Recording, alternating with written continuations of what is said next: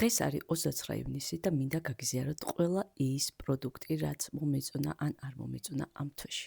დასაწყისშივე გეტყვით, რომ ეს არ იქნება მხოლოდ წიგნები ან ფილმები, რადგან მგონია, რომ მხოლოდ ამ ორი თემის გარშემო ტრიალი შეიძლება იყოს მოსაზრებელი თქვენთვისაც და ჩემთვისაც, ამიტომ მოდი დავიწყებ ყველაზე ცუდი ფილმი, რაც ამ თვეში ვნახე, კი არა და საერთოდ რაც ამ წელში ვნახე, ეს არის ჩვენი ძვირფასი Netflix-ის გადაღებული. ყოველთვის როცა ვიფიქრებ, რომ ამაზე ცუდი, რა შეიძლება გადაიღოს Netflix-მა, მეორე თვეში ჩდება ფილმი, რომელიც არის წინაზე უარესი.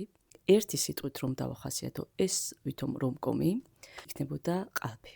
ეს არის ძალიან ყალბი, ძალიან ცუდი, ძალიან სუსტი ფილმი, რომლის ყურებასაც არავის არ ურჩევ. მეორე იქნება საკმაოდ კარგი პროდუქტი და საშუალება, რომ გავილამაზოთ ჩვენი სახე, იქნება ჭორფლები. მოდი ერთს თითო-თითოდ მოვიტან ახლოს. მეორე არის ესენსი. პირველის თავი არის ესეთი და უნდა ფუნჯით დაიხატო ჭორფლები და ესენსის არის ვითომ უფრო პრაქტიკული, მგონია, ფლომასტერის თავი აქვს. მგონია, რომ წიგნის რჩევა ზოგადად რთული ამბავია და არ არსებობს წიგნი, რომელიც უნივერსალურია და შეიძლება ყველა ადამიანს მოეწონოს და მგონია, რომ ეს წიგნი ზუსტად მაგ ამბიდან არის. იმ ადამიანებს, ვისაც მე შენ მიყვარხარ და შენ მე გიყვარვარ, ცოტა მოსაწყენად ეჩვენებათ, ალბათ ეს წიგნი მოეწონებათ.